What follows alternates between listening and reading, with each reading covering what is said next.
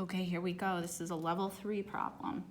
So now I'm going to look at this and I'm going to say, okay, what can I do with this? So level 3 problem either isn't set equal to 0 or it has a GCF. Now that's neither here nor there. You still have to do the problem in the same way. But, so I'm going to start with my first step, and my first step is to make sure it's equal to 0.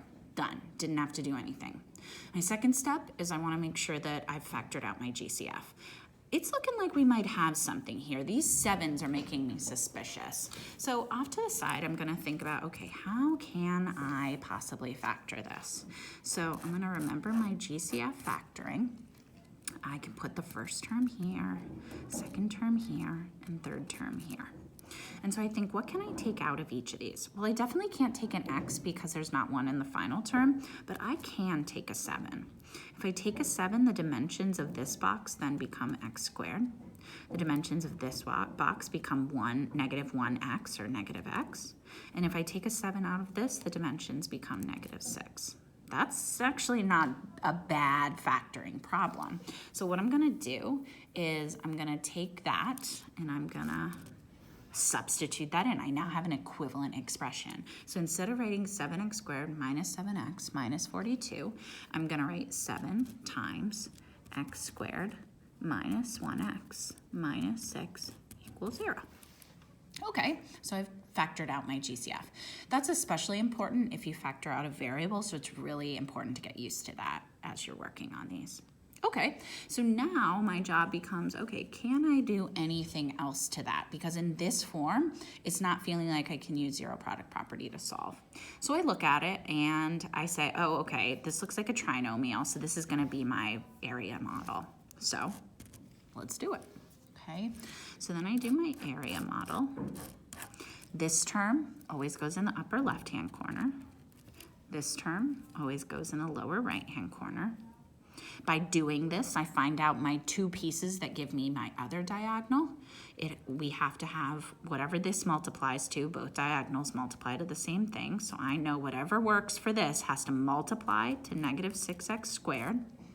And then the other thing I know is it has to add to whatever this middle term is. So it's got to add to negative 1x. Okay, not bad. So what I'm going to do is I'm going to start thinking of things that multiply to negative 6.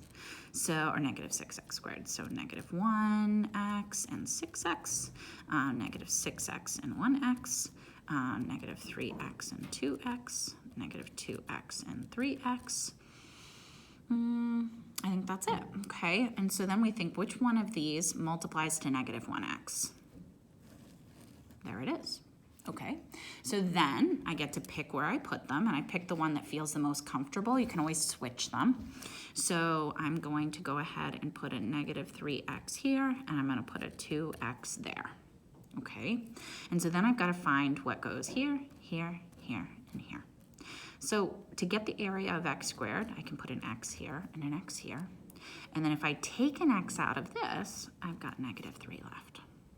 Same thing here. If I take an x out of this, I've got 2 left, and then I double check using my final square to make sure that it works. 2 times negative 3 is negative 6. Okay, so we're back to equivalent form.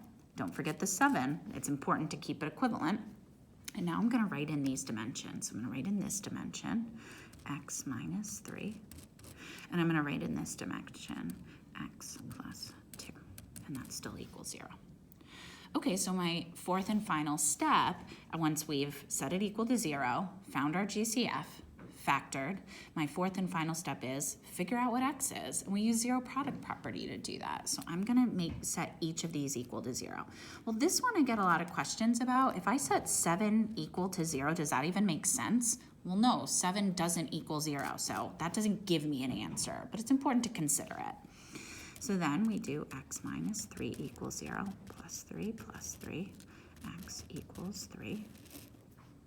And then we do x plus 2 equals 0, minus 2, x equals negative 2. There's my answers, all set. You can always double check by plugging those answers to my original problem.